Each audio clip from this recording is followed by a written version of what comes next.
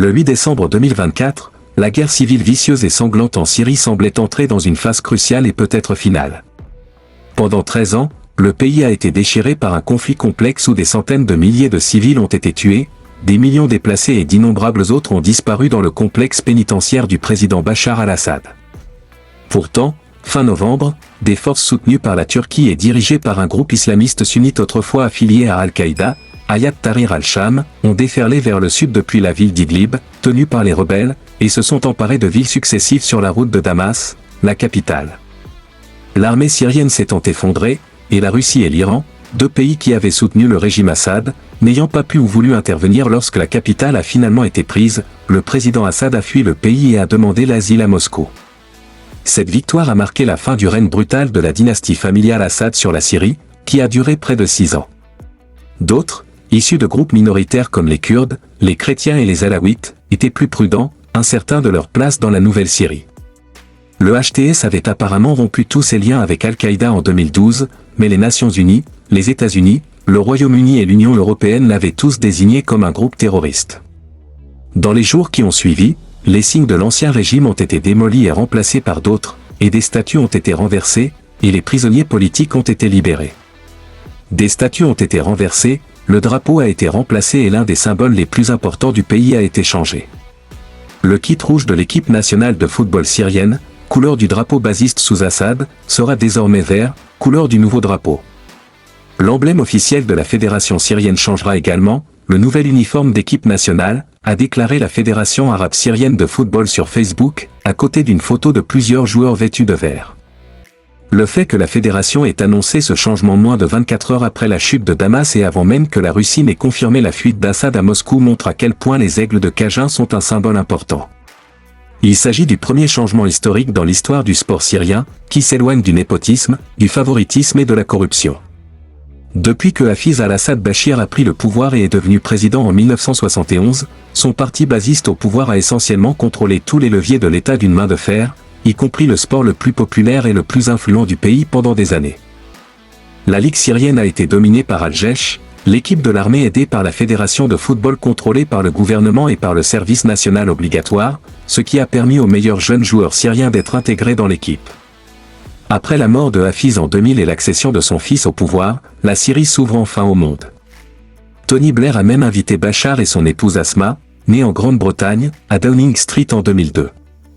La Ligue de football a été partiellement ouverte aux investissements privés et la domination d'Alger a été brièvement brisée par Al-Karama, de la ville de Homs, qui a atteint la finale de la Ligue des champions d'Asie en 2006.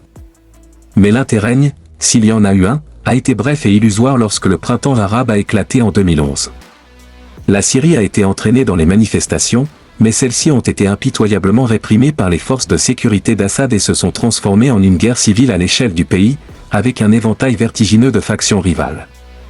L'une des figures les plus importantes à émerger est un gardien de but de l'équipe nationale syrienne de Homs qui jouait pour Al-Karima.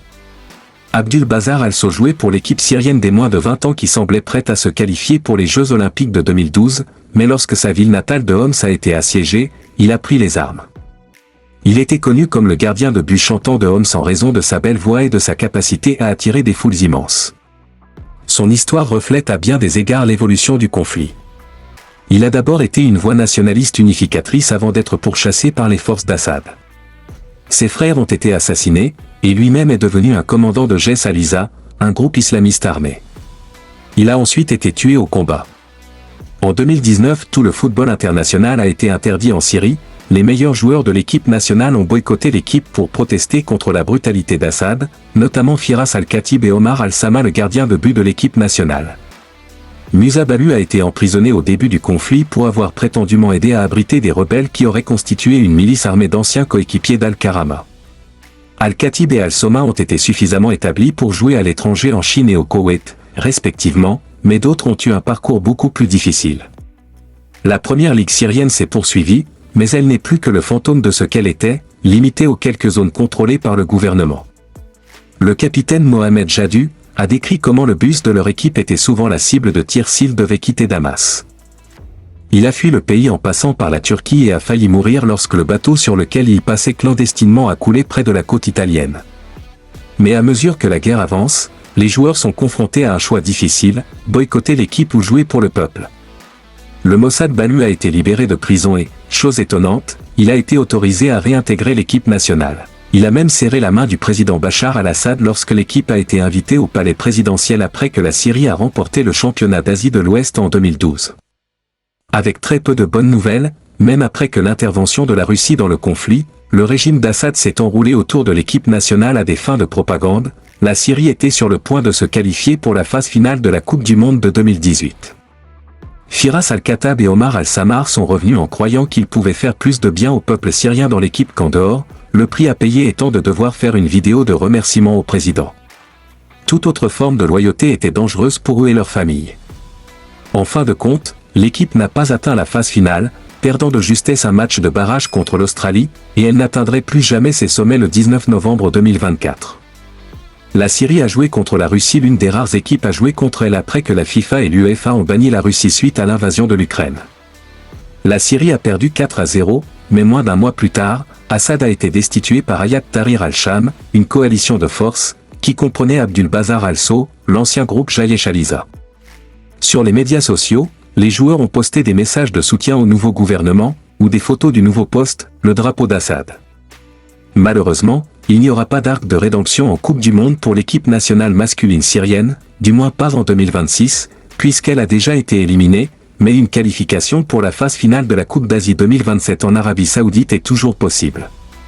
Le prochain match de qualification après Assad sera contre le Pakistan en mars 2025. Ce pourrait être la première fois que la Syrie joue un match à domicile dans son pays depuis 14 ans et, tout comme le changement d'équipement et d'écusson de Swift à l'endroit où ce match aura lieu, cela indiquera, à sa manière, la direction que prendra la Syrie.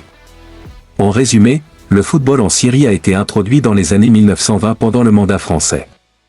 Les premiers clubs, comme Al-Ittihad d'Alep, fondé en 1924, ont vu le jour dans des villes comme Damas et Alep.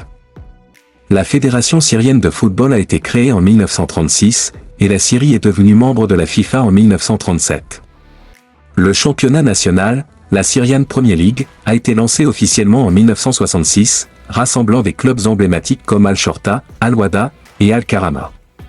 Malgré les conflits politiques et la guerre civile, le football est resté une source de fierté nationale. L'équipe nationale a failli se qualifier pour la Coupe du Monde 2018, atteignant les barrages intercontinentaux, un exploit marquant de son histoire. Aujourd'hui, le football en Syrie continue d'inspirer des millions de fans, symbolisant la résilience et la passion du peuple syrien face à l'adversité.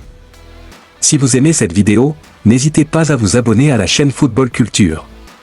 Restez à l'affût des dernières actualités sur les transferts, des analyses tactiques pointues, et des histoires captivantes sur la Premier League et les autres grands championnats européens. Activez la cloche pour ne rien manquer des prochaines vidéos et rejoignez une communauté de passionnés de football qui partagent la même passion que vous.